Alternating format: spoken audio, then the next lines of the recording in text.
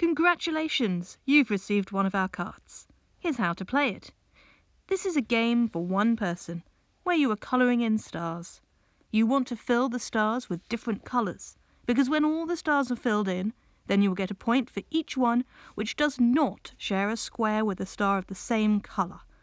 There are 9 squares in the grid, which are in 3 rows and 3 columns, with some stars falling into 2 different squares. Fill in neighbouring stars with the same colour, you don't score any points for them. So you want as many different colours as possible. To play this game, you'll need 1 player, 6 pencils in different colours, and 3 6-sided dice. Now, if you don't have 6 coloured pencils, you could use a normal pencil to draw patterns instead, which we'll get on to a moment. But if you don't have 3 dice, you could use the internet instead. There are dice apps online, but most internet browsers will also roll 3 dice for you. There are 2 things you need to do before you play. The first is to number the columns and the rows on the front of the card. Lay the card flat and look at the front. Label the columns 1, 2, 3, then label the rows 4, 5, 6. The second thing you need to do is to allocate colours to your dice rolls. So on the back of the card, there are 6 dice. Fill each one in with a different colour. You might not have colours, in which case you could fill each in with a different pattern.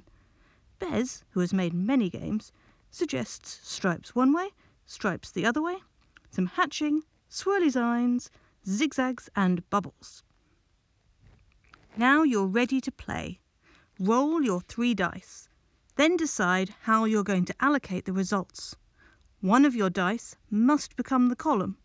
One of your dice must become the row. The final one of your dice must be the colour.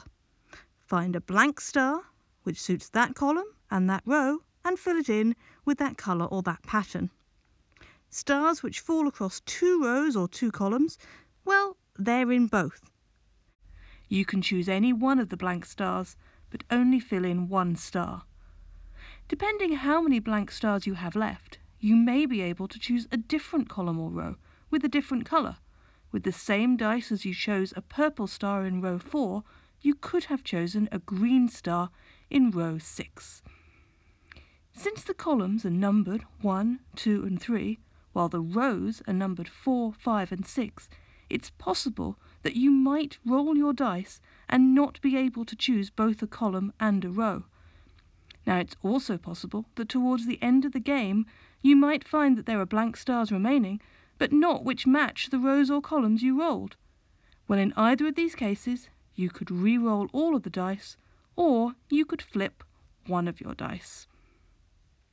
When you have filled in all the stars, then you can score. You get 1 point for every star which is not in a square with a star of the same colour. So if you have 2 stars which are both the same colour, but they're in the same square, you don't count either of them.